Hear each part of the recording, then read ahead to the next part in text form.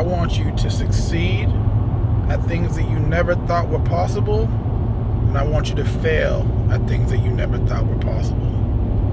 But I just want you to take that failure and move forward.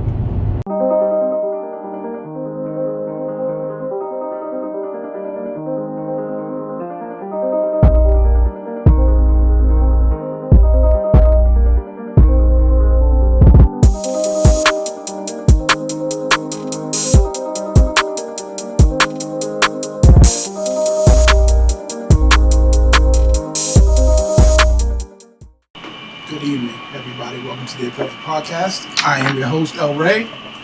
It's been a crazy week.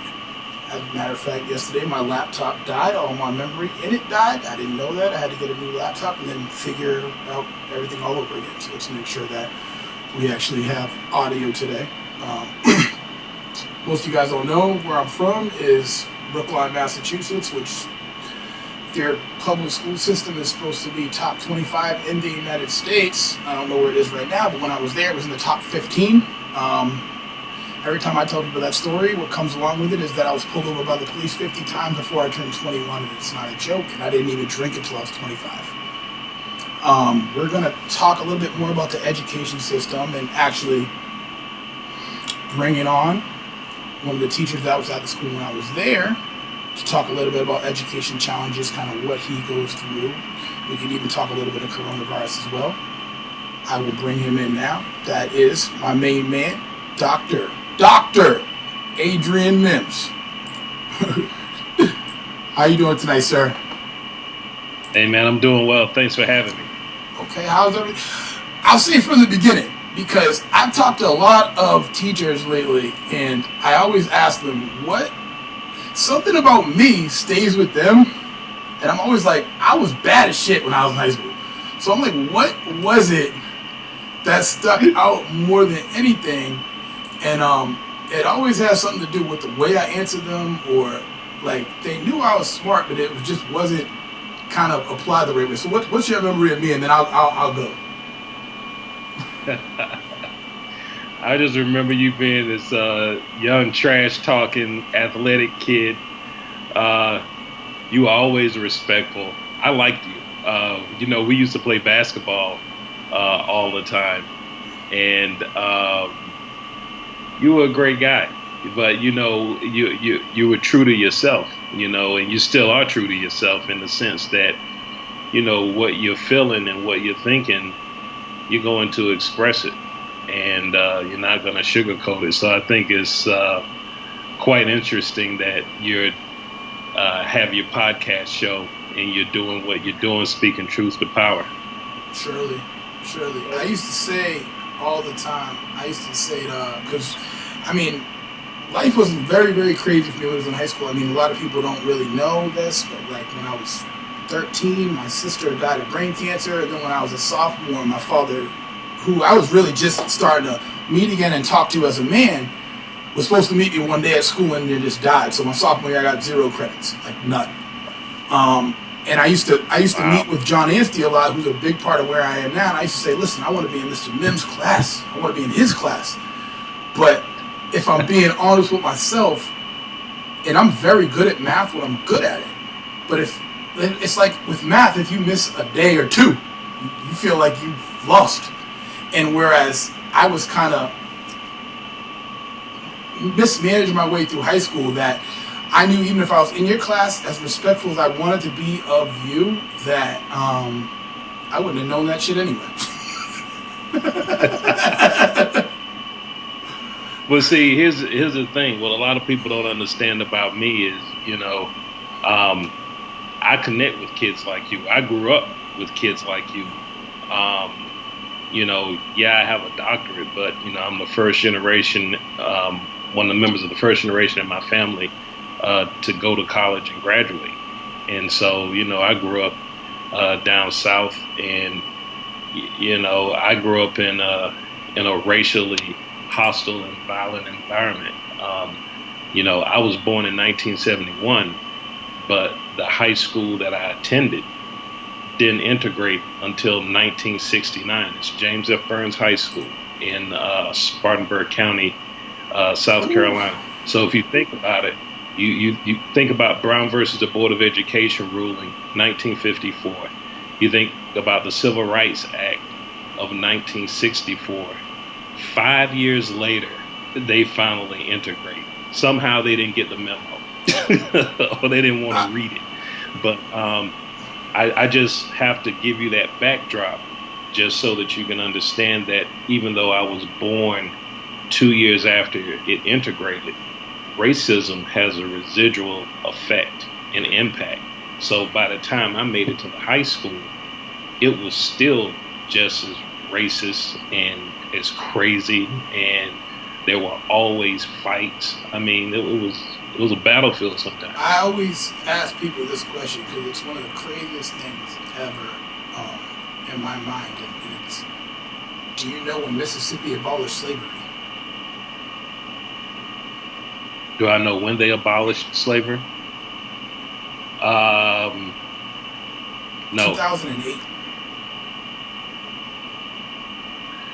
I heard something about Mississippi where they abolished, what was it? They agreed to integrate a school. It was in the 2000s. It was like 2009 or 2010. So they had slavery on the books, on the state books, right? Up until 2008. Yeah, they didn't. It was like they say it as like, oh, it was an oversight and we forgot that we had to do it. But I'm like, how do you forget something like that? Like, that's the craziest thing I've ever heard in my life. That up to 2008, you just went, oh yeah, I forgot. Let's abolish some slavery. Well, you know, they do tend to forget some of these old laws. Can you imagine someone who's just like a voracious reader who finds that law and then just finds a random black person and says, come on, you coming back with me? Yeah, and they have a good enough lawyer to beat it in court. Yeah, exactly.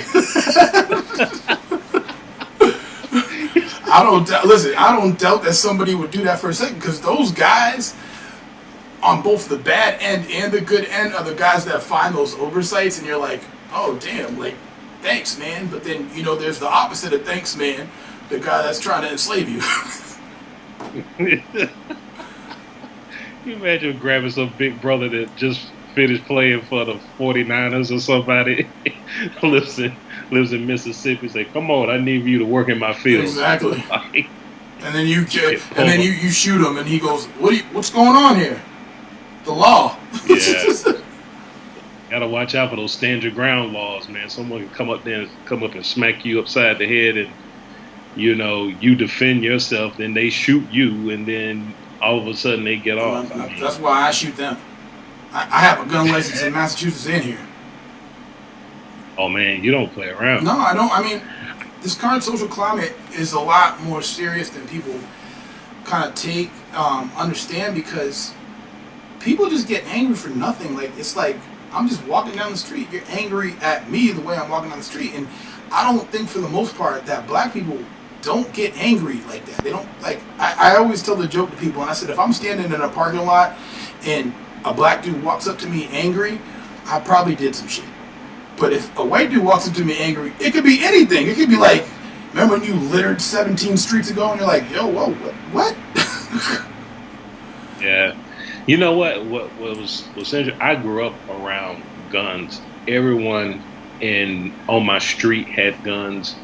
My family members had guns. My grandmother actually slept with a gun in her bed, and my dad, you know, he had guns all around the house. But I don't own a gun. Something about guns. I don't like them, man. I grew up, and I was afraid to even carry a gun, even though, you know, I feared for my life a lot of the times, because I knew that if I ever got jammed up in a situation, I was afraid that I'd lose my temper, because when I was growing up, I had such a bad temper. I was afraid that I would do something stupid, so I didn't want to give myself that option, because there was a rule that we had down south. It was just like, and it's probably a rule everywhere, like, if it's, as soon as you pull out that gun, you better shoot it, and you better not miss, because you're just gonna get blowback in one way or another. And it's interesting. One of my friends, Um, he had a gun, and I saw this evolution happen. I saw guys they'd fight, and then I would see guys they'd fight. Someone pull out a knife, and then I see guys fight, and then someone will pull out a gun and they shoot the gun in the air, and then I started seeing people actually shooting at people, and a lot of my friends got shot, and you know, it, it, one of my friends he took out a gun. We'd go hang out, go to the club or whatever, and then everybody go to the Waffle House. If anyone's been down south, everyone about the Waffle House. Nothing good happens at the Waffle House after 2:30. And nothing good happens there now, including their food. So he's at the Waffle House. He gets into this, altercation or whatever. He takes his gun out, shoots in the air, and next thing you know, he gets shot. And I just saw so many examples of it's just like, nah, I'm good.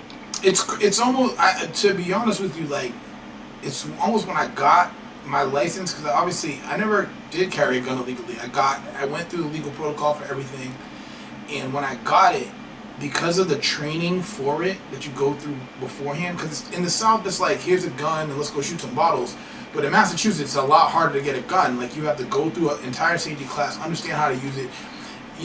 Most people that shoot a gun for the first time, they don't realize, like, if you ain't got no damn hearing protection, you're gonna be like, what just happened? So every time people watch shoots and stuff on TV, they think it's all everything. TV changes a lot of it. They think people explode when you shoot them, and I'm like, no, they can keep coming at you. But when I finally did get it, and got the training, I felt a lot more disciplined as to how I carried it, and I was able to look at other situations where people were like the thing. I think that shit was in South Carolina. The two people on their front lawn with the gun and the lady that was holding it like this with her finger on the trigger. It was that was just completely undisciplined way to carry a weapon. But moving along to basically what my memory is of you, obviously the number one, anybody that was with me, that was with at the freshman campus, and after that was Mims can dunk, and he will dunk on you, and then he has braces, so he's a nice guy. Mims has braces, so the braces threw us off. It was like, he can dunk on us, but he's got braces too. How does he do it? like braces is supposed to. I put the acrylics on, and y'all can still see my braces. That's why I did the acrylics. I said, I don't even know how you can jump with those braces. Those are supposed to stop your jumping ability. But that same, to be honest, the fact that you kind of took that from me is kind of a reoccurring thing that I hear about me. It's more of a, and it comes from not really understanding the difficulties that I was kind of facing in my life, which is fair. I wasn't telling anybody that at the time, so teachers just looked at me like it was whatever, like, this motherfucker doesn't apply himself at all, and he's here, and to be there was a lot. Just to get there was a lot. That's what most people don't know. And people say it a lot about inner city kids. It's like, you don't understand how hard it is for them to get to school. You know what I'm saying? And then after that, they got to refocus themselves and be thinking and saying certain things and so on and so on. But always respectful. I mean, always respectful of everybody. And even when we were there, when we moved to the big school, I never felt any type of animosity. And your stature means a lot going further. I don't know. It demands respect almost. It's like, I'm there, I'm dunking on you on the court, and also I'm smart. So what you gonna do? So you gotta make sure that you got all your ducks in a row to come at you the right way. What are you kind of doing now? What's your current job title now? Can I respond to something that you said earlier that I just want to share with you and your listeners, because maybe some of the listeners are educators. Quick about that, and then I'll tell you what I'm doing right now. About how you came to school and no one really knew everything that was going on with you, right? Everyone is carrying some baggage, and they're dealing with something. Real quick story. So when I first started teaching, I would go and I would observe teachers. I'd look at what the teachers did well, the things that they didn't do well, and I was kind of crafting my own identity. Being a good teacher means being authentic, but I'd always take little bits and pieces from teachers that I thought would make me better. And so a couple of things that I saw teachers do that I said I would never do. One is lock a door to my classroom if a student is late. I saw teachers lock their doors and students come and they couldn't get in. The other thing is humiliate kids to do what was right or to follow their rules or policies. And one of the things that they would do is you come in late, they'd write your name on the board, right?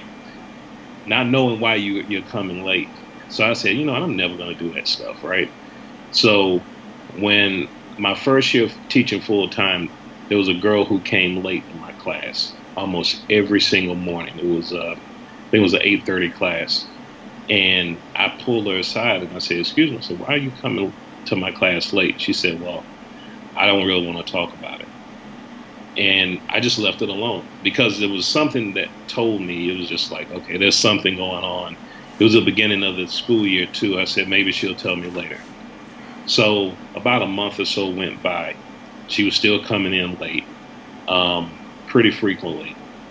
And then I've come to my desk one morning and there's an envelope there. And she leaves me a letter. And so I read the letter. And what she says is that she tells me the reason why she's late all the time.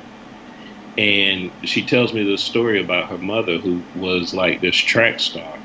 And, after her mother stopped running track, she became a health and fitness teacher and she became a track coach. She talked about how her mother taught her how to ride a bike around the track, using the lines and stuff and how they used to run together. And then her mother was stricken with MS. And so she had to start taking care of her mother. But she also had a brother who was challenged and disabled. And she had to assist and help him. So she had to get up in the morning, take care of her mother, take care of her brother, drive her brother to school, and make it to my class on time. And so I thought to myself, I said, wow, what if I had written her name on the board? What if I had locked her out of my classroom? She was drowning. What I would have done would have been the equivalent of throwing someone who's drowning a brick. And so that's not who we're supposed to be as human beings. It's not who we're supposed to be as teachers. But when I left Brookline and I got a chance to say my farewell, I told a story and I actually read the letter that the girl left me. And I told them, I said, I want you to think about the policies and the practices and think about who they're for. Because your policies and practices should always be there to build and uplift kids and not for your own self-interest. So I just wanted to share that because when you said that, it just really triggered that story. But I mean, I think, right. And I mean, obviously that's a great story, and I know it firsthand because I was going through it firsthand. I think, and just in case I forgot to tell y'all, if you like what you hear, you can listen on Spotify. I set all this shit up, by the way, that y'all see down here. That's me. I learned how to do this in the last 3 weeks. You can't see it yet, Mims. You'll see it later.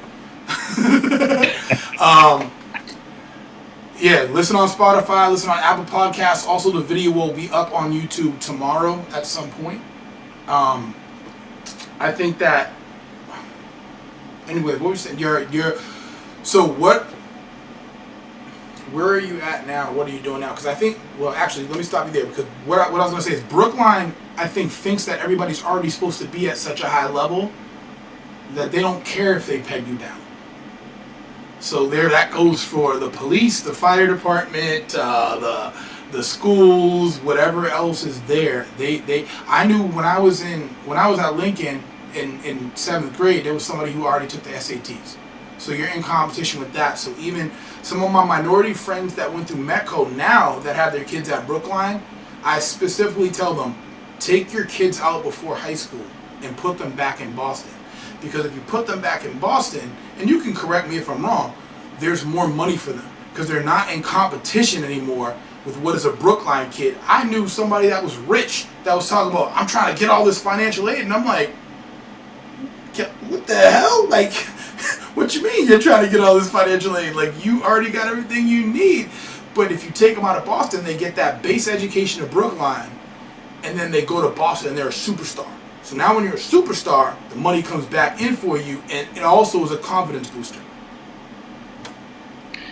Yeah, I mean, it's a double-edged sword, man. I mean, you know, here's the thing. Brookline, so many kids at Brookline apply to Yale, Princeton, some of the best colleges in the country, right? And these colleges are only going to accept a certain number of kids from Brookline to go to Harvard, Yale. So it does make the competition a lot stiffer than if you were to go to school, Randolph High School, right? And you were a superstar there. It's almost like taking LeBron James and putting him in the CBA. You know what I mean? He crushed putting him in college basketball. Put him in college basketball, yeah. But here's the thing: it's really hard for kids, and it's interesting the way you framed it, though, Ray, because you said you get your base in Brookline, and then you have your base, and then you move to the somewhere else. I've seen the base in Boston. Yeah, you're right. You know, I've seen kids because during my time there were students who were in the METCO program who got kicked out for various reasons, and they'd go into Boston. And every now and then I'd bump into those kids, and I remember bumping into one of these kids. He was funny. This kid failed almost every single class, and I ran into him, and he was just like, "Yo, Mims, I'm tutoring."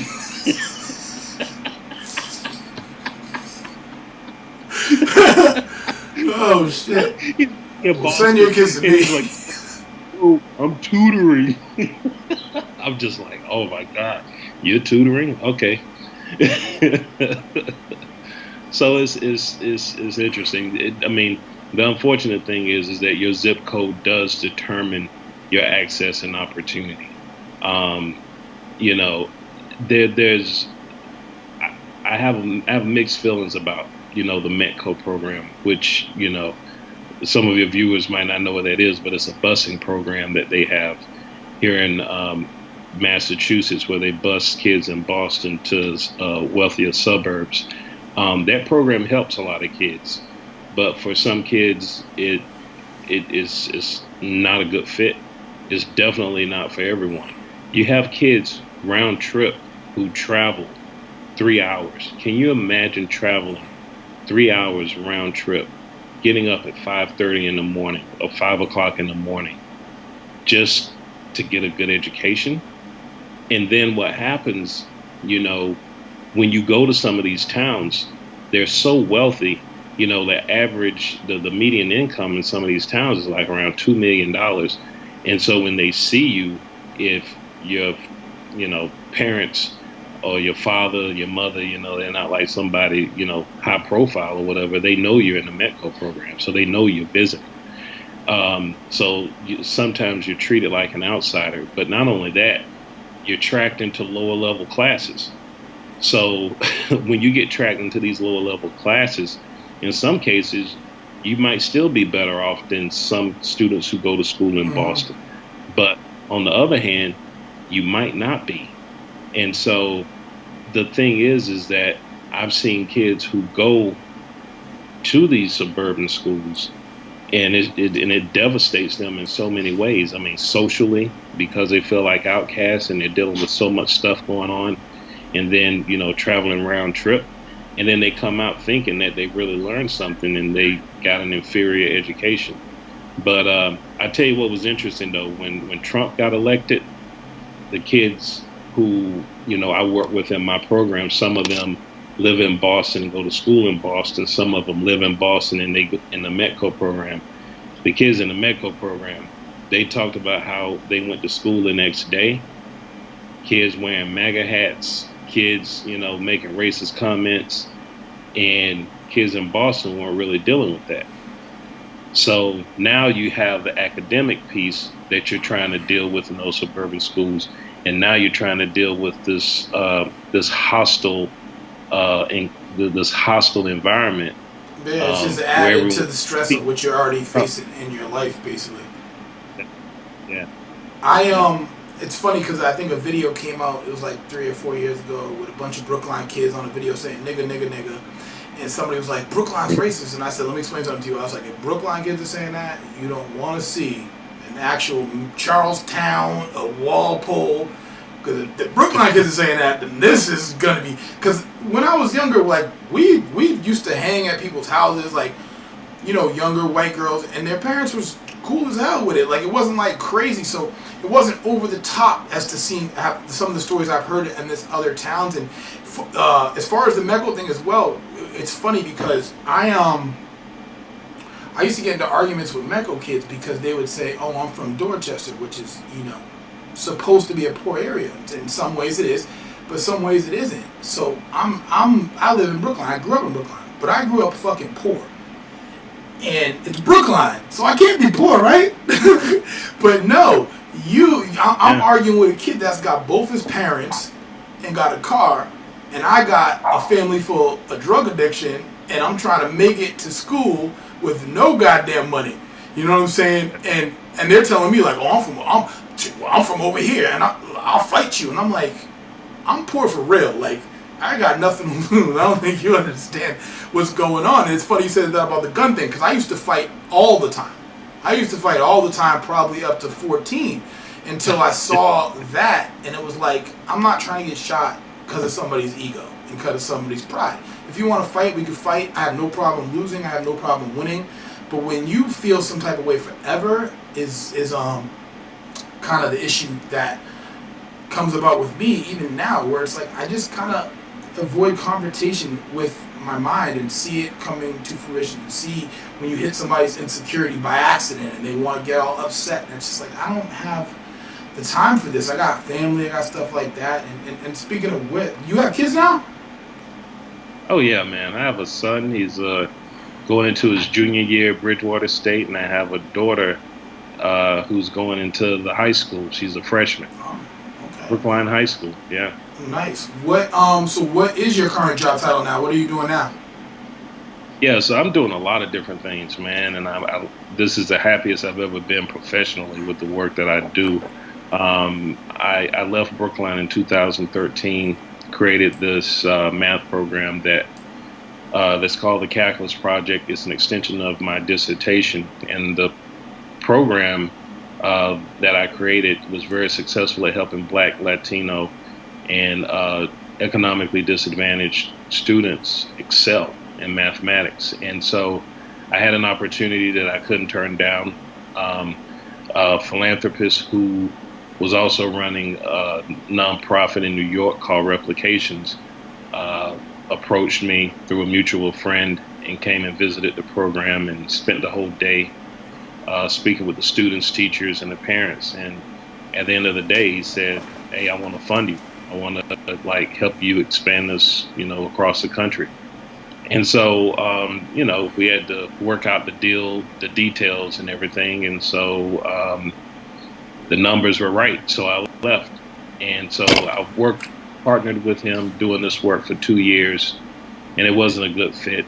And I left and started a program at BU called the Calculus Project Leadership Academy.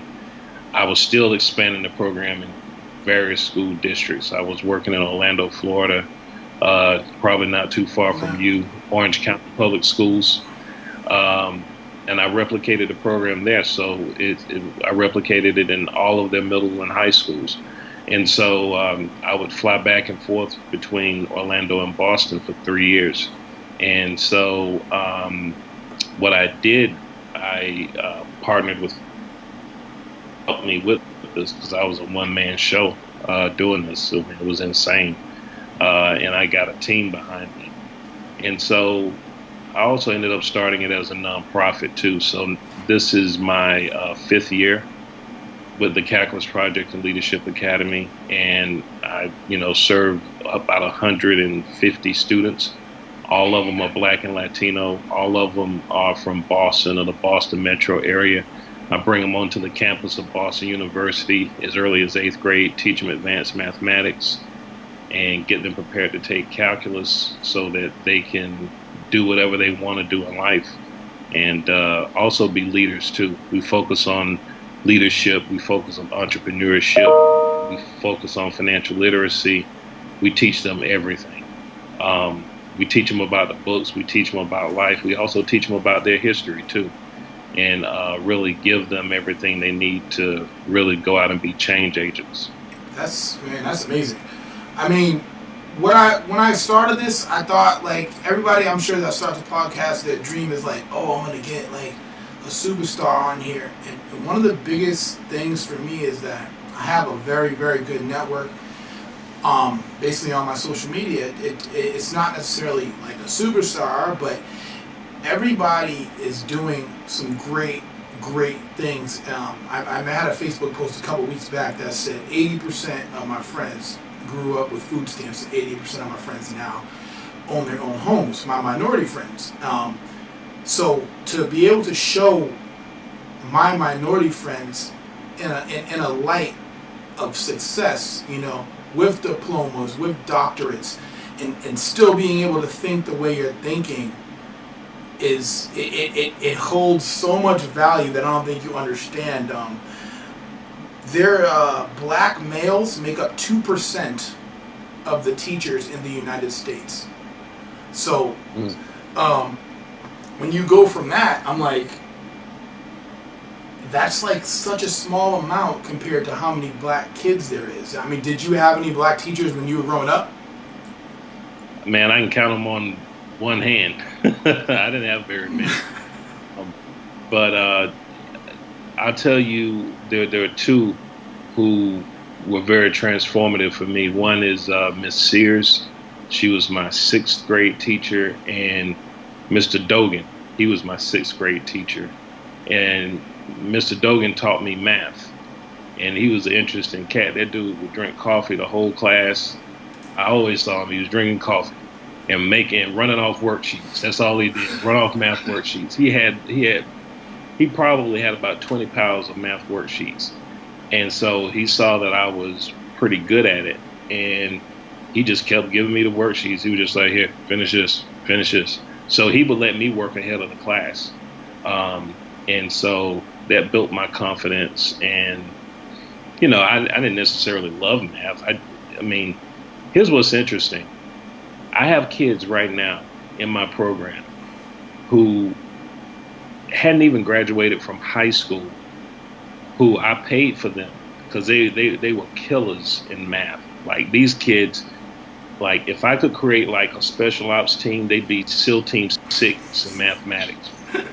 That's how they took the Massachusetts teachers exam for middle school math and passed it while they were in high school. Now, people think, oh, they just passed the teacher's test for middle school math. No, it has calculus on it.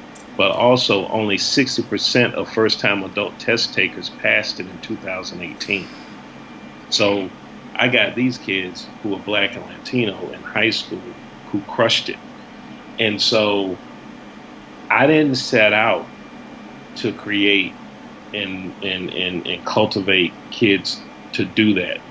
What I wanted to do, first of all, I just didn't want them to fear math. And then I wanted them to be successful at math. And I wanted them to have fun. So the thing is, when you're successful and people are celebrating, now it's fun. Yeah. When you start getting those good grades and you start getting the accolades and the recognition, now you're like, I'm good at this. And I like the way it makes me feel. So you know what? I might just teach math.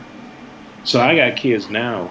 I got one young lady who graduated in the first cohort of my program, who now works with me in a nonprofit. She got a degree in mathematics from Bridgewater State. I got another student who is going to Leslie, who's getting her degree in mathematics. I got kids going to Yale. I got kids going to Harvard. I got kids going to MIT.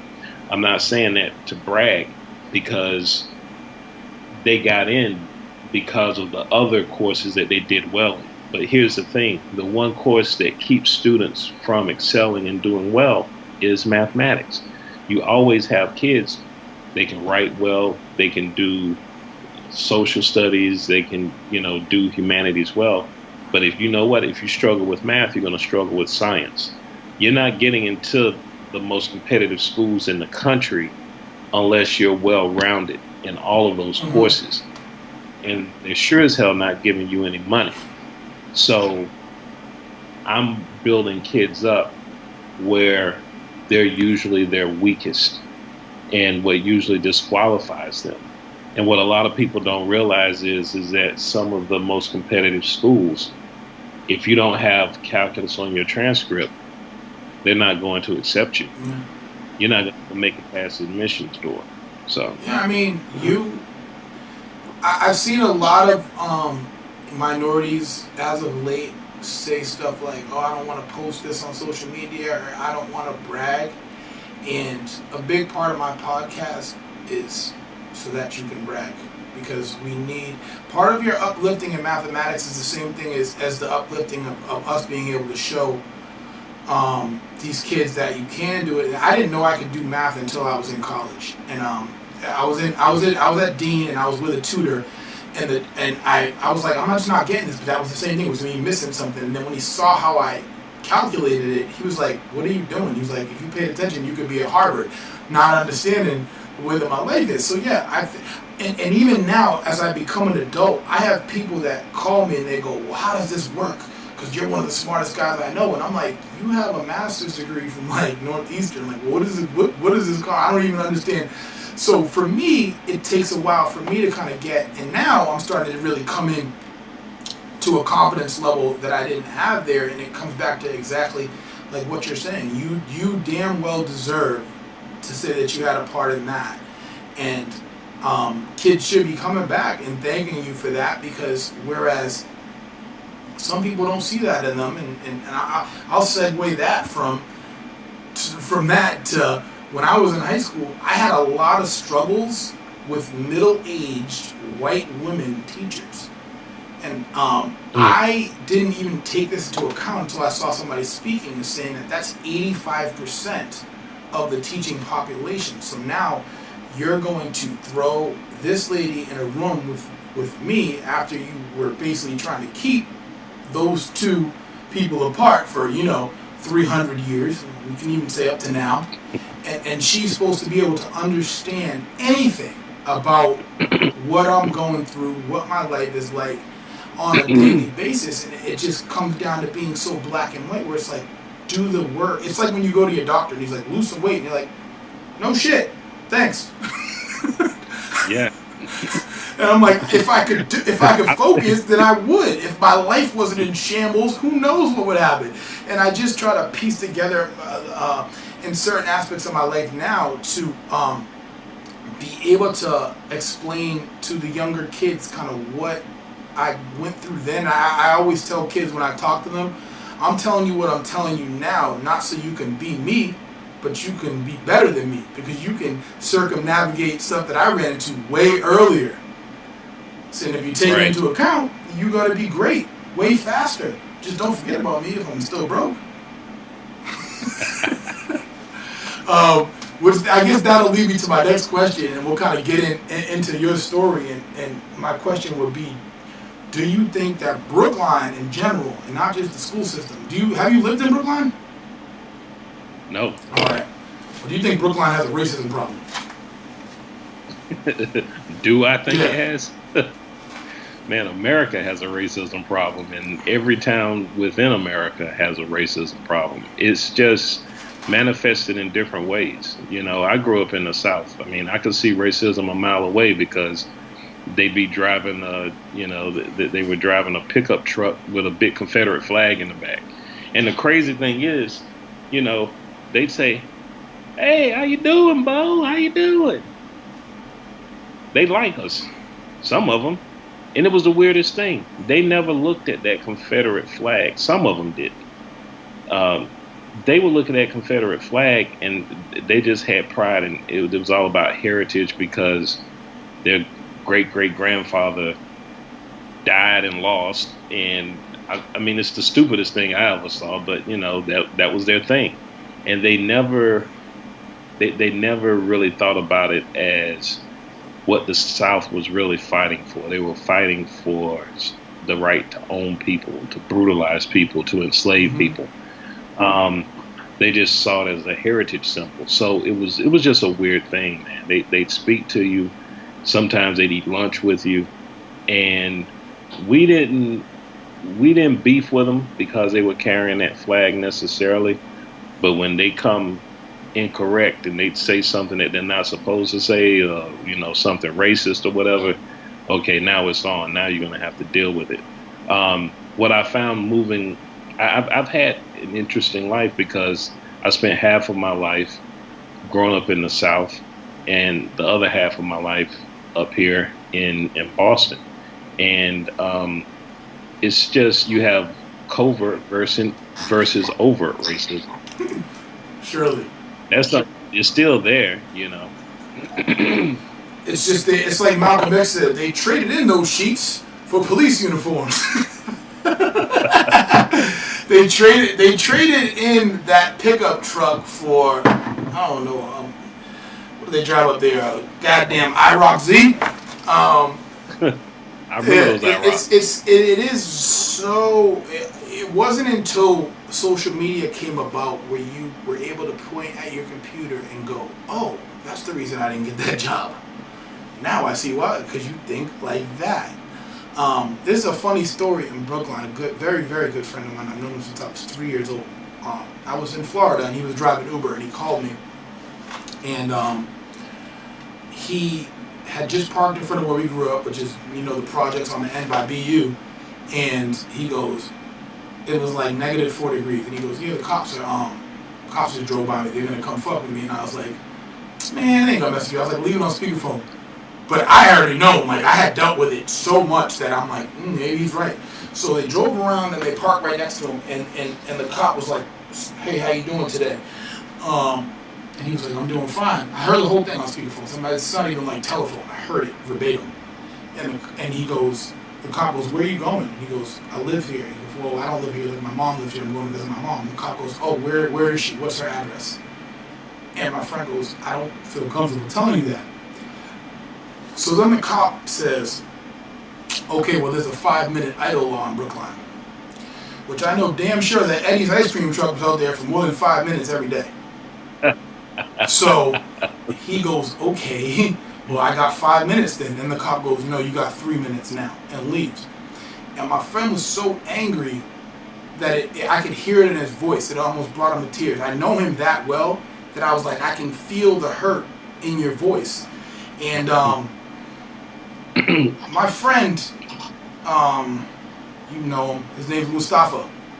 He is an Olympic athlete with a master's degree in engineering from Dartmouth, which is an Ivy League school, and basically just got minimized down to nigga in a car. I know who you're talking about because he has a lot of siblings too, and all of them went to Ivy League schools. But this is smart. But as simple as that, you can be minimized down to just a dude in a fucking car. No matter what you accomplish, he's a Brookline legend. You are a Brookline legend. And this cop just minimized you down to nothing. So it's almost like I don't care what you accomplish. I don't care what you are. And, because you're black. And with that, I kind of want to move forward into what your story is. And all I got was the most paraphrased version of it. And the paraphrased version that I heard was, Mr. Mims tried to be the headmaster, and they told him that Brookline's not ready for a black headmaster. Yeah. So if you could give me a more descriptive story of it up to exactly what happened. You can write that story on a Post-it note and don't even have to put it in the Brookline tab. That's pretty much it. You know what? this is almost like a separate podcast, man, to really just go deep and just let you know how things are. So here's what I want people to understand, and that's this. Just because Black people aren't going around telling their stories about incidents of racism, it doesn't mean that it doesn't exist. And, after what happened to George Floyd, that was just like the dam bursting, right? And everybody is just saying, yeah, that happened to me, this happened to me, this happened to me. They talk about all these It's like the Me Too movement for Black people. It's like a Me Too movement, right? Well, I was experiencing issues around racism long before I, applied for headmaster in Brookline. And it wasn't, someone, calling me out of my name, or I never went into the office and there was a noose on my desk or nothing like that, right? But I'll tell you what, it's very, very subtle. So I give you an example. Because I was working for the town, right, as an educator, your salary is always published in the newspaper. So there's no one who can outwork me, right? So I'm working during the school year. I'm also running summer school. Like, I'm heavily involved in a lot of different things, and I'm doing work outside of my job description. And so I get a nice check. It goes in the paper. All of a sudden, people are making jokes about, oh, wow, saw you in the paper, Mims. You're making good money, guy. As if you didn't earn it. As if it's like some Black thing that made you that money. If I heard it, it's just like, here, you just giving it. And, people making these jokes. And I never heard these jokes mentioned to other people who were white, who made more than I did. It was just like, man, you kind of coming out of your lane, buddy, And so I was very sensitive to that because of growing up in the South, where my uncle was always working overtime. And then when he got a nicer truck than the supervisor, then they cut off his overtime. Mm-hmm. So I come from a culture where you never let people know how much money you make, and you just keep to yourself, and you keep everything low, but keep your head on swivel. So anyway, there were a lot of incidents and there were a lot of things going on in Brookline that a lot of people don't know about, and I'd always speak up. One thing about growing up the way I did, I don't fear any man. You're a person. You put on your pants, one leg at a time, just like me. If you have a gun, I'm afraid of the gun, but I'm not afraid of you. And so if I see something, if I see something that's wrong, I'm going to speak on it. And so I'm not this docile Black person who's going to roll along to get along. I'm not going to be loud. I'm not going to be disrespectful, but I am going to let you know that I disagree with certain things. And I always spoke up, and it made people uncomfortable, right? So, and I was constantly checking people on things that they were doing that were wrong. So when, I had the opportunity to apply for the position, I was a little reluctant to apply, but I went ahead and did it. I knew that I had run-ins with the superintendent, and I knew that probably the last thing he wanted was for me to get that position. And some people in the school, the last thing they wanted me to do was run that school. Mm-hmm. And some of them, they were worried about, man, if Adrian becomes the headmaster, if he becomes the principal of the school. He saw me writing on the board one time. He's going he might fire me. No more locked doors. No more locked doors. But you know what? I always say, I don't fire people. People fire themselves. I'm going to tell you what you're doing wrong, and I'm going to help you to do what's right. And then if you choose not to do it, then you just chose to get fired. So that's just me. But anyway, I went through the process just like everyone else. And but here's the thing. Here's how I think I have to explain really how things work. So in Massachusetts, the superintendent can hire whomever he wants to. That's his responsibility. He doesn't have to come up with these elaborate processes for hiring people, getting like these multiple committees, et cetera, et cetera. But superintendents do that because they want to feel like they want to create a process where all stakeholders have a seat at the table to decide who's going to be running this high school. So the whole process was rigged from the beginning. I found that out. I also found out that he, put certain people on certain committees who would vote against me advance into the next phase. And so what happened was, even though he did that, after I interviewed, I still got moved on to the next phase. And so that plan didn't work. And so what he did was just remove my name. He just pulled it. And so the thing is that you can't create a process and establish a process and then not follow it. And so had he just went ahead and hired, Deb Holman, who got the job, he could have done that. Where he made a mistake was creating a process and then changing midstream. I mean, that'd be the difference between South Carolina. They would have just left the noose on your desk in the beginning and said, "Don't apply for this." Yeah, and I still would have applied. I mean, I'm looking at the live comments now, and I got a couple of them because Sarah Cornell's in there, and I'm going to actually attempt to bring her on next week so we can actually extend this education thing. It says, "Love you, Mr. Mims," and then we got somebody else that said, "People like this are true heroes.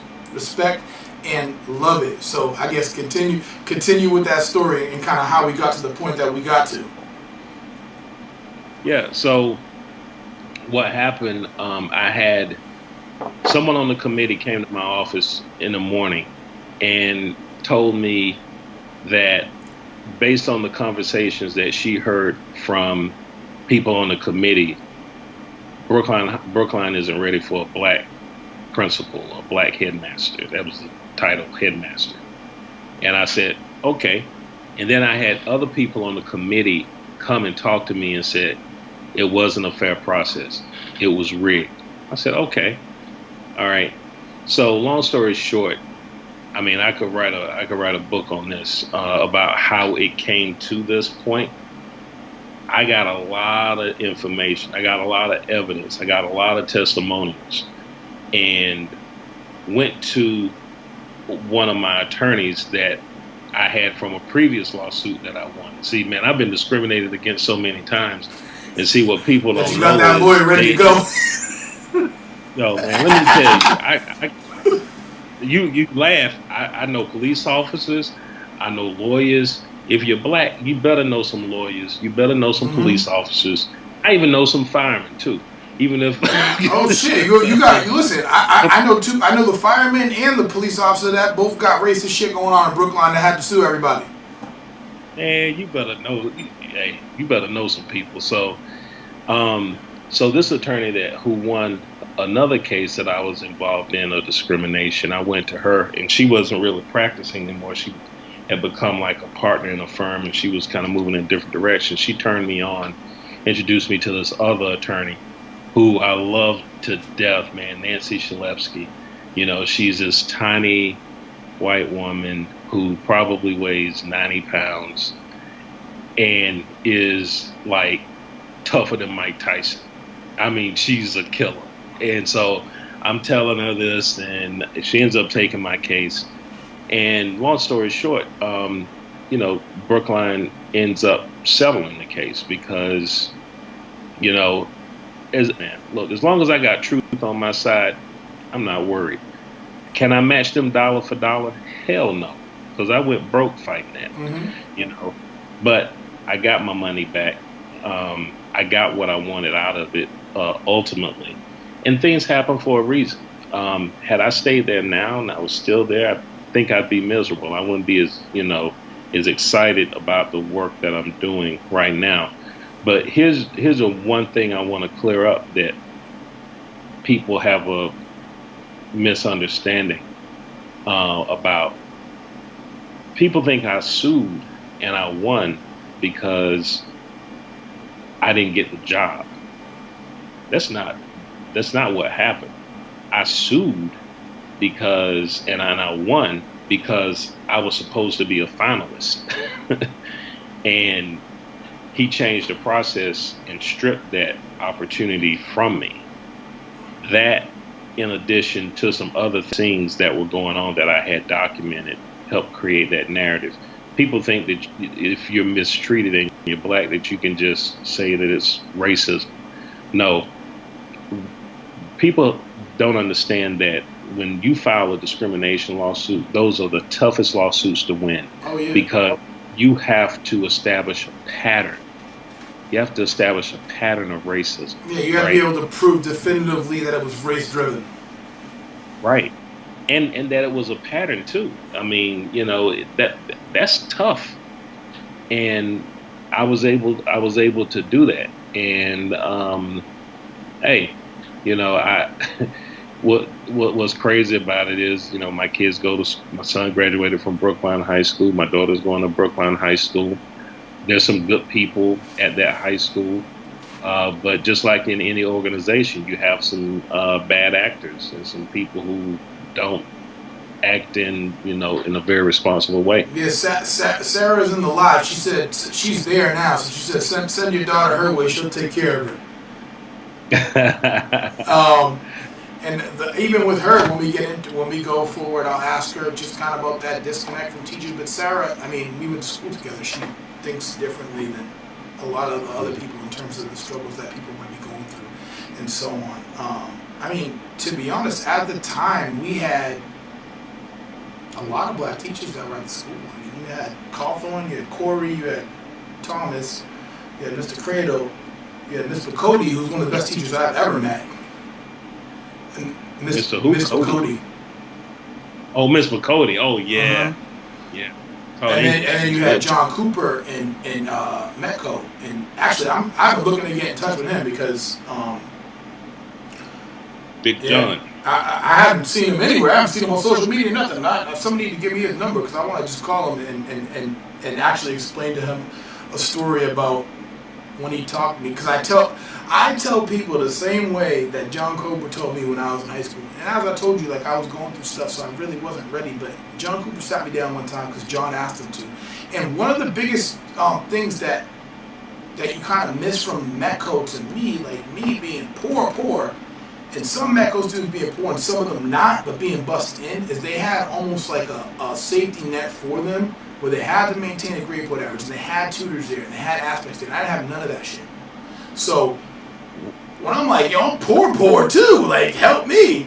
John Cooper sat down with me one day and he said, what you gonna do next year? It was my senior year, and I said, I'm thinking about, doing a private school year, because I'm still thinking about football, and he's like, okay, let's do it. And I was like, what do you mean? He was like, let's do it right now. And I was bullshit. I said, I don't know, like, I gotta think, and then I gotta go. I made whatever excuse I had to make at the time. But when I go back and I look at the situation, I became that person. And people look at me and they go, damn, every single time you talk about something, you do that shit. But I had to mature to go back and see it in the way that it leveled. I go, damn, the way that John Cooper came at me like that, it was like, forget all the shit that you're about to say and all the excuses you're about to make. Let's do that shit right now. Let's fill it out right now. And that's how I am right now. And that's when I can see now as an adult. And now I don't mean just talking to kids. I mean talking to other adults. Do this shit right now then. And they're like, oh, well, I gotta, and then down the street, and then I gotta go over there. And I'm like, listen, man, excuses is over. I don't play those type of games because I'm really serious about winning this life thing. And I'm really serious about passing on this winning to the younger generation so they understand how that is supposed to be played out. So, I mean, back to the Brookline story, was anything ever brought up about your qualifications, and do you personally feel that you were qualified for the position? Yeah, I mean, I guess I was actually overqualified for the position because, they said doctorate preferred, and I had my doctorate. Plus, I had, a lot of experience. Now, do you need a doctorate to run this school? No, because some of the smartest people I know don't have a doctorate. But I look at having a doctorate just like anything else. It's just like having your hall pass. It's like having your key. You know, this legitimizes me or whatever. However you want to look at it, but given the amount of time that I've been there, accomplishments that I had there, at the very least, there's no way I should not have been a finalist. Now, am I going to say I should be headmaster? No, I'm not going to say that. But I damn sure know I should have been a finalist. So, and then let the chips fall where they may, And I think probably one of the things that I get annoyed with more than anything, and I hear people say this all the time. They say, "Oh, you're trying to play the race card," and I'm just like, "Wait a minute, That just shows your ignorance, because you know what? Race is a social construct, and race was invented by white people. It was their social construct, and so if I am playing a race card, which I'm not, which I think is stupid. I didn't create the deck because black people didn't own anything. So if you create the deck and we play cards and I beat you with your cards, I'm playing the race card. No, you created the deck. I just beat you at your own game. Yeah, I mean, you got to understand that within the year that slavery got abolished, that's the same amount of time that the Union got created. So even there was another deck on top of the deck, and just to say, hey, Candace Owens, they said Brookline's not ready for a black headmaster. How do we get over that? That has nothing to do with your education. That the word black. I dare anybody that's watching this right now, any white dude, and I don't mean a fucking random club that you went to in the middle of the hood somewhere. Tell me ever a time in your life that somebody told you, "Oh, Paul Epstein just came in. Perfect. I didn't even know he was good. Hey, I'll take it."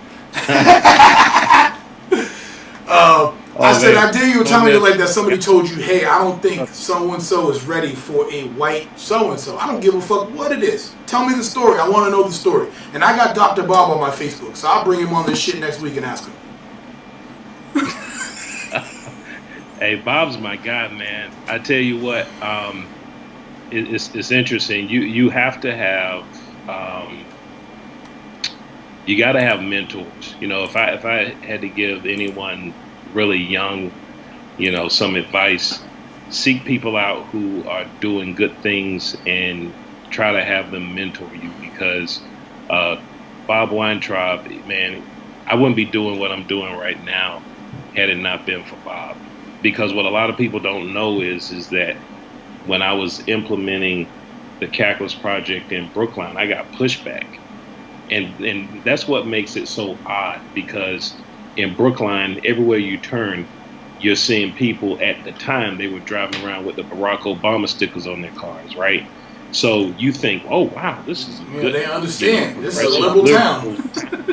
They're going to love the Calculus project. This is about closing the achievement gap. Man, I got all types of pushback. And so who was it who had my back and said, look, this is how Adrian designed the Calculus project, and this is how it's going to be implemented in Brookline High School. It was Bob Weintraub who said, this is how it's going to happen because it's the right thing to do. And that is courageous leadership. We don't have a lot of courageous leadership anymore. We have people who love to say the right things and be politically correct. They have the rhetoric. They don't have the deeds to match. And they want to be liked more than anything. And for me, I just want to be respected. I give respect and I expect it in return. If you like me, great. If you don't, okay, that's fine. I'm always going to do what's right. And so he's been very instrumental in this work that I'm doing. So, I mean, that you hit the nail on the head, because I was talking to one of my friends the other day, and he was saying, like, damn, man, black people is always pulling me down, you know what I'm saying, when I'm trying to do something. He's a black kid, and I said, no, that's your black people. It's not my black people. And it has everything to do with your inner circle. Because the majority of black is impoverished, people seem to forget that you're only 13% of the United States versus, 80%. So trust me, there's poor white people. They're all in Florida.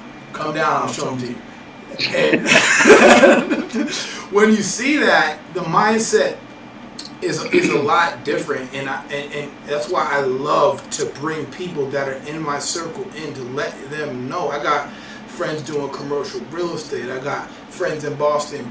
I'm actually two different groups of people that set up nonprofits that help inner city youth. So a lot of the question I ask when I talk to those middler kind of white folks, like white older folks, they ask me, well, how do we fix the problem?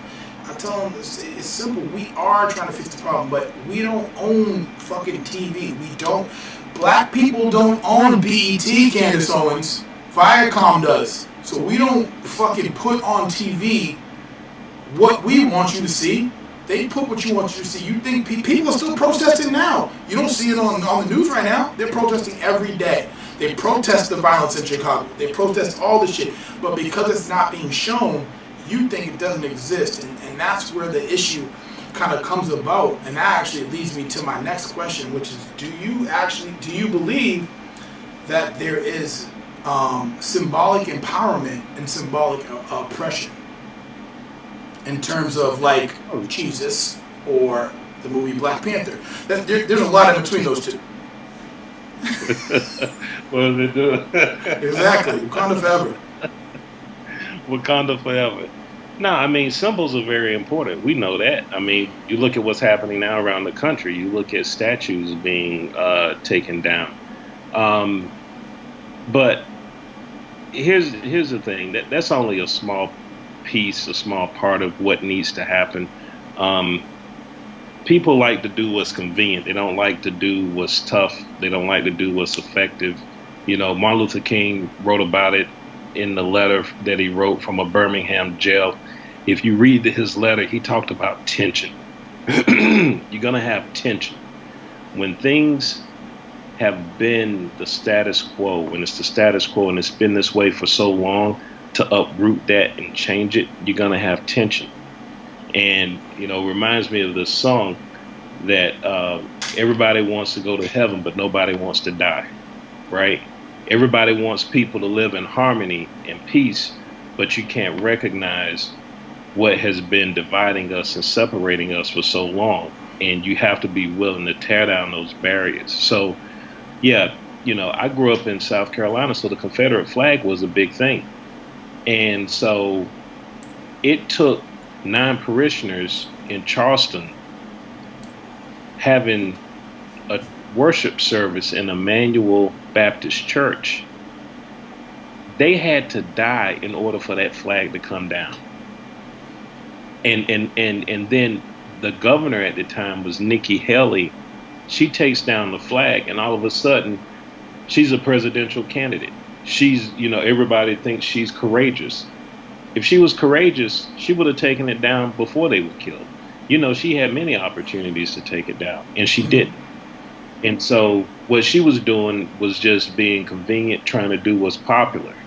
And too many people are doing that, and they're not focusing on doing what's right. But, I just want to say this one thing, too, and that is, we were talking about race. It doesn't matter, what your accomplishments are.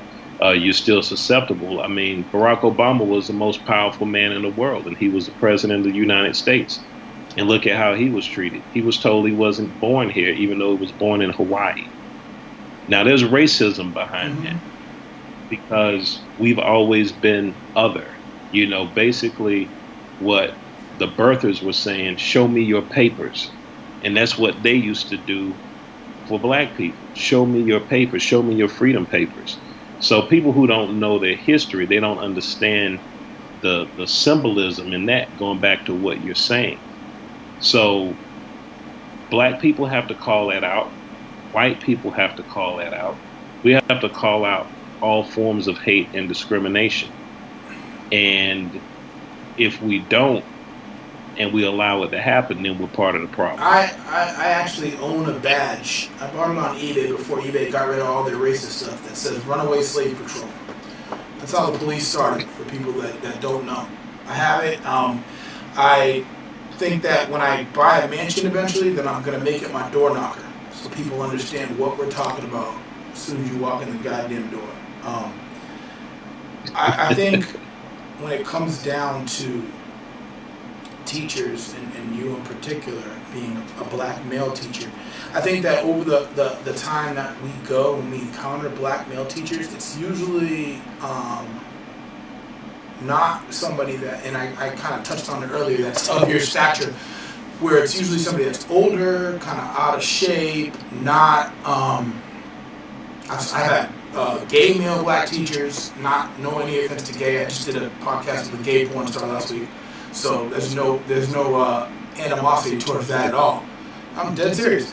But I think the scariest thing, and I tell people all the time that the only person that gets the only person that gets hired after a white female for the most part is a black female, because it fills two minority voids. It is a non-threatening person. For you, how tall are you? So 6'2". 6'2". You know, when I met you, you were built up. You might have a beer belly now. I don't know.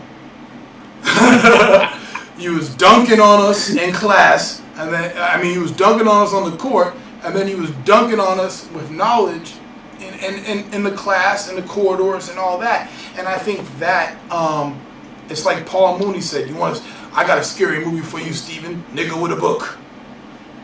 And not only are you nigga with a book, but you also dunking on us too. So I think the stature is so terrifying to the mainstream that I don't think you understand that immediately. We're like, yo, Mims fucking dunked on us yesterday. And he's got this smart aspect of him to where I can see that when they looked at you, they saw the braces and they said, okay, maybe he's non-threatening. But you're like, no, I'm pushing against everything that you're trying to push through, that I feel that it's hurting not only my stature, but the stature of, the people that will come after me, the jobs that are going to come after me, and the opportunities that are going to come after me. So I need to make sure that I look out for everybody that is there, because this is not only about me, but this is about the future of the next person that tries to apply to this. They need to understand kind of what's there beforehand. Can I share something with you that actually is funny to me now? So after I sued the town and and they settled,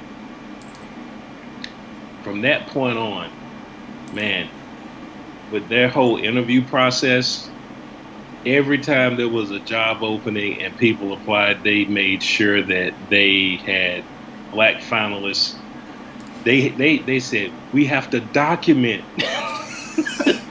the number of, I was laughing. I was just like, oh, so now there's a lot of paperwork now with the process, right? You got to start taking down numbers and everything. So I thought that was pretty interesting. But, I guess one could look at it and say, okay, yeah, you really put it on the radar screen and stuff. But, it was already there. There was a guy named Al Fortune. I never met Al Fortune, but if you talk to people who have been familiar with Brookline for the past 50 years, they know who Al Fortune is. Al Fortune was an African-American administrator who had applied for a principalship there in Brookline. And from what I heard, I don't know, from what I heard was, they did him wrong too. There'll be other people who will come along and some crazy stuff will happen, but that's just the world. It's just how it is. I can go around kicking rocks, or I can take a negative and make it into a positive. And that's what I did. And I've learned this too. And I think, when I mentor a lot of young people, and I tell them, I said, look,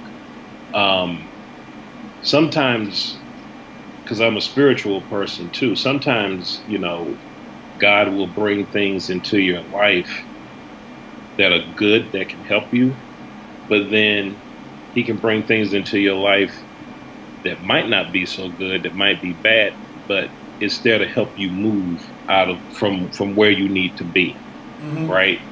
So I didn't need my time was up in Brooklyn. It was time for me to move on. And you know what? Had this not happened, I probably would still be there. Yeah, I mean, that happens a lot. Sometimes you're Yeah. staying there forever, and you think like, you know what, I really want to get this done. I really want to accomplish this, and I really want to do this. But you're like, this shit is just so exactly what you said. It's the curse for a lot of people. And when they talk to me, I try to be as comfortable as I can with being uncomfortable. Because what you're talking about is the curse of complacency. I make this amount of money and everything is good. But you keep looking at the mountaintop on TV. You'll never get to the mountaintop being complacent. And sometimes it takes that push, exactly what you're talking about, to go, you know what? All right, forget all that. I got to re-engage. I was doing well, but I wasn't doing what I wanted to do.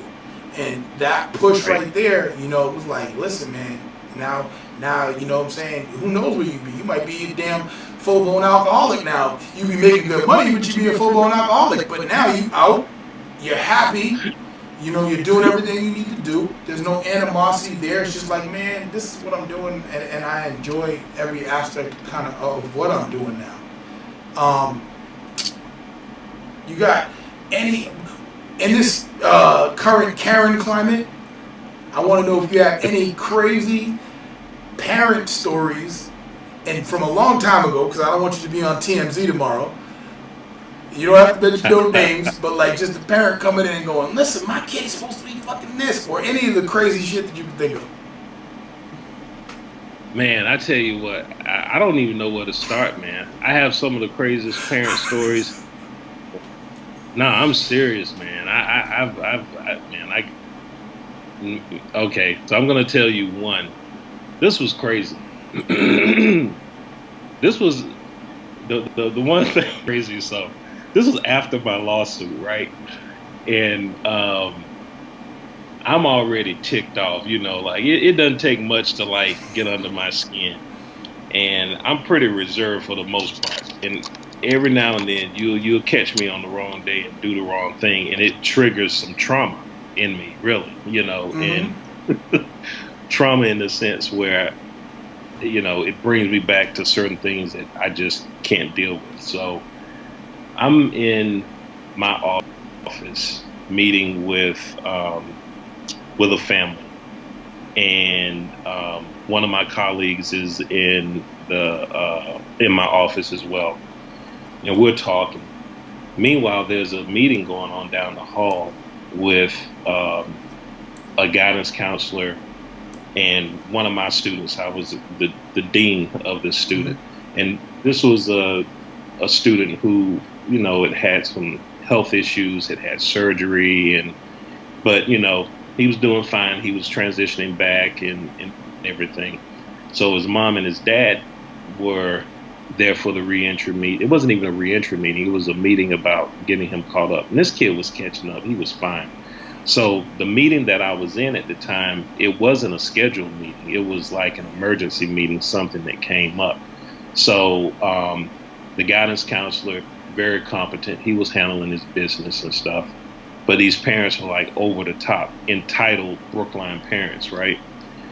So I'm there saying my piece, working with this family, talking to him.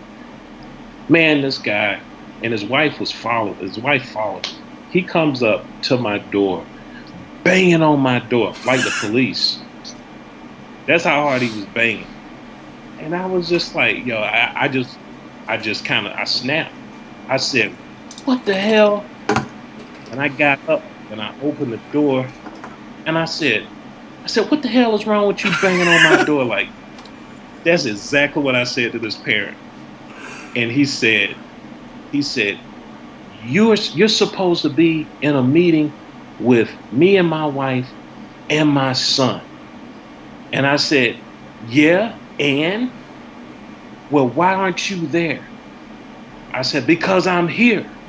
where you see me? And he said, well, my son is very important. I said, I know that. And I said, we're going to take good care of your son. I said, but let me tell you something right now.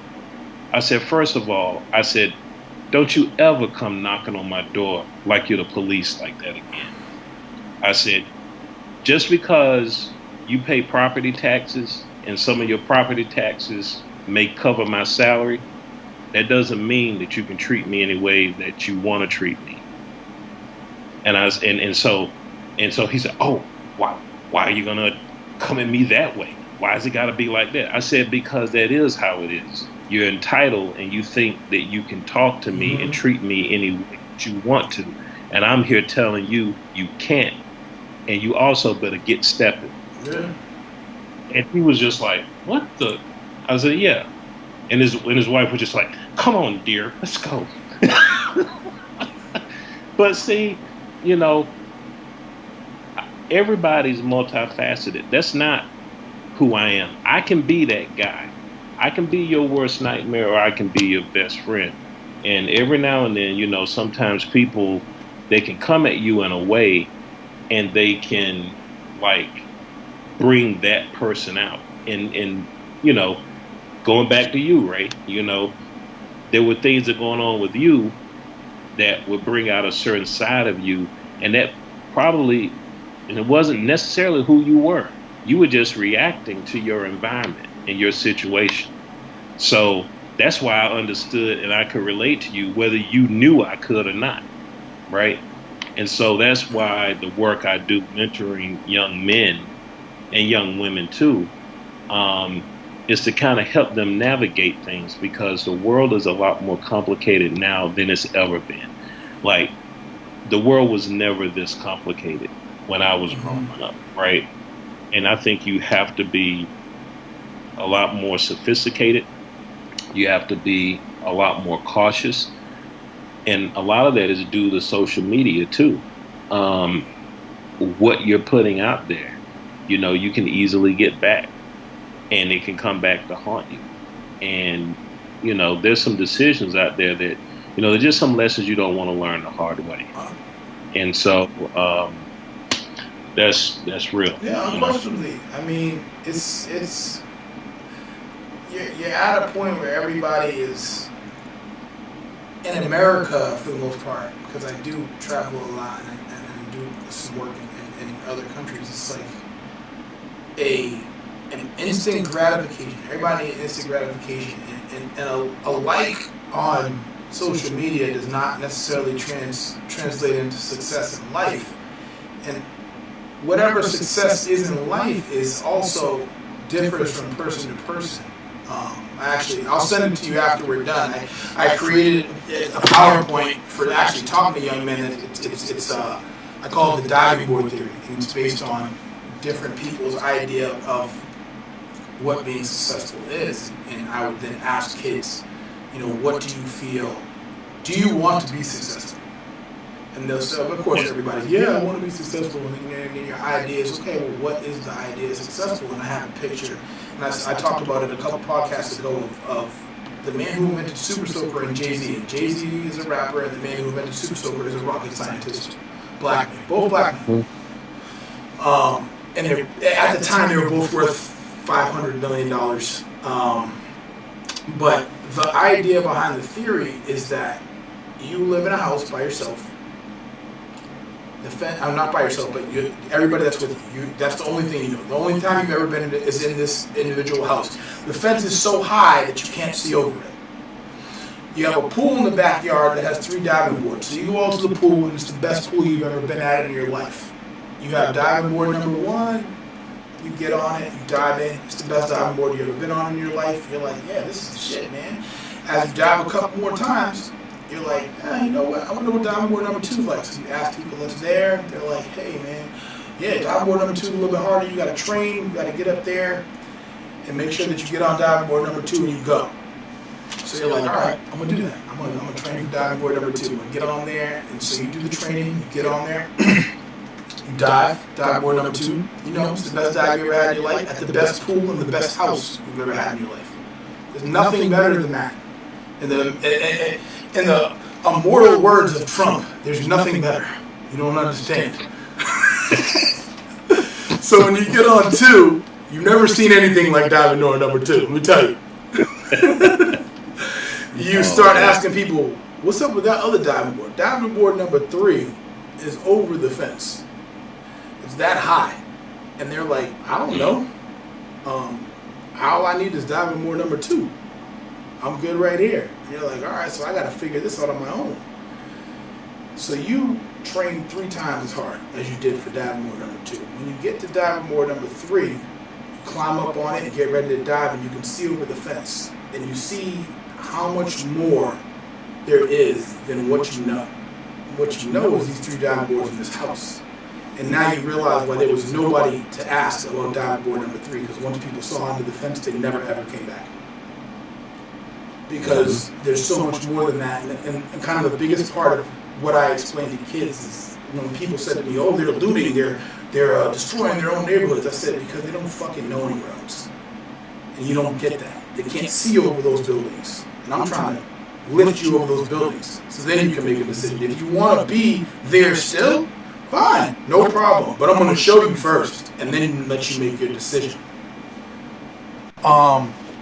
So I was talking to a couple people throughout the week, letting them know kind of what was going on through the podcast.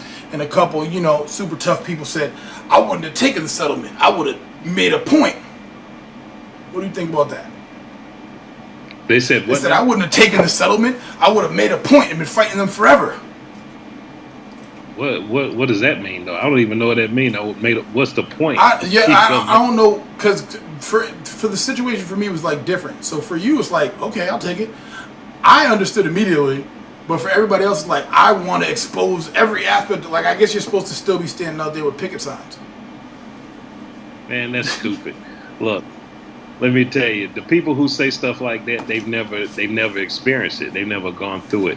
I had someone tell me, they were just like, and I'm only saying this because it's in the, if you Google me, it comes up on the internet and stuff. Some people say, man, $80,000. Man, I would have hit them up for $1 million. I'm just like, really? And see, the story I heard was 200. Nah. Well, you know what? There's more that comes with that 80,000. My kids, they can go to school. My son graduated from Brookline High School. My daughter goes to Brookline High School, and I'm not paying anything for that. So it's not always about money. Money is good, but you there's some things that don't necessarily materialize in the form of currency that are just as important, because just like how you started off, your podcast talking about Brookline is not a perfect place, but I've traveled around the country and I've visited multiple schools and gone to multiple school districts. Brookline is better than 50% of the schools that are out there. And so, I look at the experience that my daughter's having. She loves Brookline. So, I'm not going to judge a district, and I'm not going to judge the people who work in the district based off of some bad experiences I had with a handful of people. But, here's the thing. You got to know when to fight, and you got to know how to fight. And for someone to not know the details and know the backdrop and know the story to make a comment like that shows me they don't know anything. Yeah, but that has to do with everybody every day on social media. And I attribute it to a statement, and I thought about it in the middle of the night the other day, and I woke up, I said, I gotta write this shit down, because that was amazing. That sometimes you look crazy to people when you're disappointed and you're angry, but they don't realize that you're angry because you have strived towards a level and you have accomplished a level that is not being given to you at that point. And you get home and you're frustrated, and people that are not putting forth the same effort that you're putting forth look at you and go, why are you so angry, man? Be happy with what you have. Colin Kaepernick should be happy that he's in the NFL. not realizing that you're working your ass off to get this doctorate degree. You're working your ass off to be a top of the line NFL player. So that's where your disappointment comes from. It comes from the disappointment that there's literally nothing other than you saying this that's preventing me from getting where I should be, where I worked to be, where I gave my blood, sweat, and tears to be where I need to be. And it can drive you crazy because you're like, how have I done everything that I'm supposed to do that the next man would do and be where he should be, but I'm not where I should be. But see, here's what people gotta understand though. When when you're faced with adversity, you got one or two things that you can do. You can either stand up for yourself and fight, or you can duck and you can run, right? Either decision you make, there's a consequence. And so the thing is for me, whatever I do, I'm not gonna make it easy for anybody, right? If I'm gonna go down, I'm not gonna lay down. If I go down, I'm gonna go down fighting. But the comfort that I have in fighting and standing up for myself is that I know that I'm right. I don't worry about anything else as long as I know that what I'm doing is right. And you have to also know how to fight, because I've seen people who have gone through similar situations that I've gone through, and they didn't handle it well. If you look at what I went through in Brooklyn, you will not find anything written on the internet necessarily about me coming out bashing people, yelling, screaming, or doing anything like making disparaging remarks about I didn't say anything bad about the superintendent or Deb Holman or whatever. I kept my mouth shut. You know what? I filed my complaint with the Massachusetts Commission Against Discrimination. I swore to it. So if anybody wanted to hear what I had to say, all they had to do was read the document. I don't have to say anything else. That document speaks for itself, and I'm going to let the process run its course. And then, because I know what's right, I know that I'm going to ultimately get what I want. And I did. I got everything that I want. But I've seen people who don't know when to accept that they've gotten something. They overvalue the situation. They overestimate. Look, I was in a discrimination lawsuit not long after I moved to Boston, right? And it went on for 3 years. And the day that we were going to court, they wanted to settle. And the amount that I settled for wasn't what I was asking for. It was lower. And I was so mad at that time because I'd been mistreated that I said, I'm ready to fight. I'm ready to fight. And you know what my lawyer said to me? And she was smart, man. She told me, she said, look, she said, if you don't take this settlement and you want to fight this, I'll do it. She said, but ask yourself this question, and I want you to think about something. The people who are on that jury, they're coming from all walks of life. Nobody wants to have a jury that making a decision for any case. She said that's why they want to settle. So she said, this is taking you 3 years to get to this point. How can you deal with the fact that if you decide not to take this settlement, right, and you fight this and you lose? You could have walked away with something that you could have turned into, more money. Exactly. It's like who wants to be a millionaire? It's like you should have stopped at 64,000. What are you doing? You know you couldn't answer that next question. Yeah. So it was just like, you know what? I said, man, that's a good way to think about it. I could be done right now.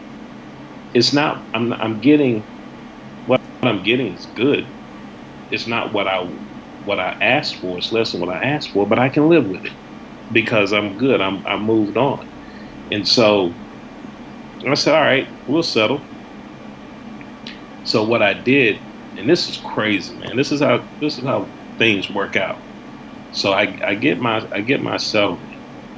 Um, Everything's over, man. I felt like a weight was lifted.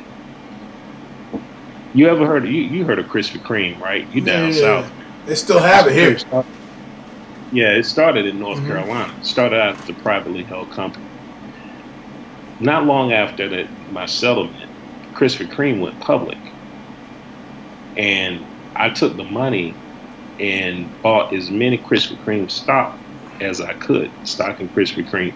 You know that Krispy Kreme, because see, I grew up in the South, man. Those donuts, it's just like legalized crack. Oh yeah, listen, I told somebody the other day. I said, listen, have you had? I was like, yeah, Krispy Kreme. They were like, yeah. I was like, no, like the one when the lights on. And they were like, no. And I brought my daughter right there that day, and she was like, oh shit. And I was like, yeah, this ain't the one they sell in Walmart. Man, people lose their mind over that. And I said, you know what? People in the Northeast, they haven't experienced Krispy Kreme. The stock is gonna go through the roof. Yeah, Atkins right? diet. So I bought it.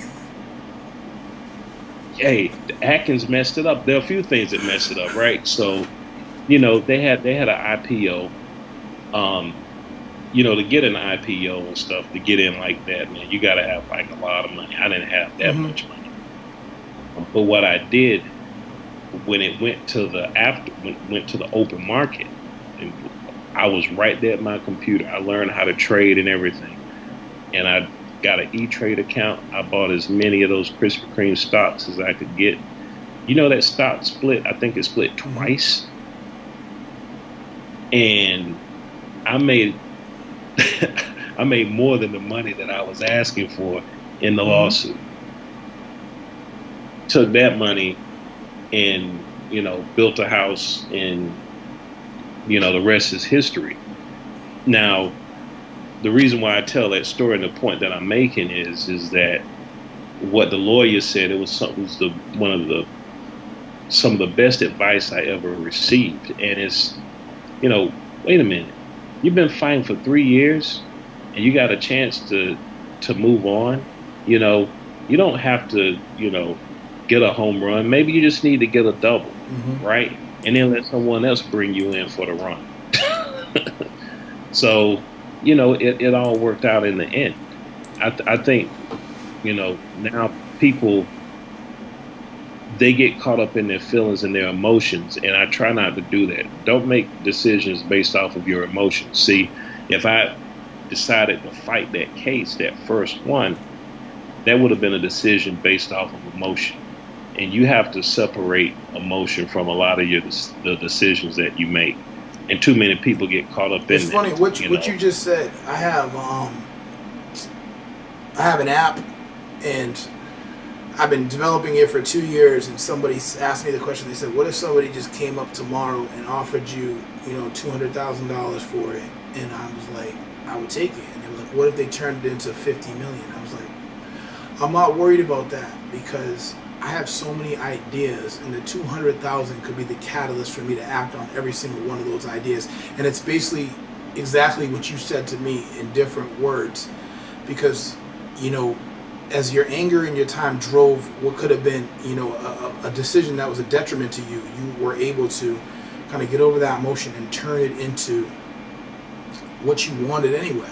You know what I'm saying? And even now, even if you didn't get any money, the push was enough to push you into your happiness. And your happiness is more important than anything, and your mental health is more important than anything. I remember when I was at Brookline High, I was asking a question. I was talking to some kid, and I was talking about, yeah, these racist cops, blah, blah, blah. And Malcolm Cawthorn, and I'll say his name because I remember this shit to this day, said, "You're not black." And I'm darker than Malcolm Cawthorn's ass. So I said, "What?" He's like, "You're not," he said it again, "You're not black." I said, "Well, can you tell the fucking police that? Because they don't know that, apparently." But Mims,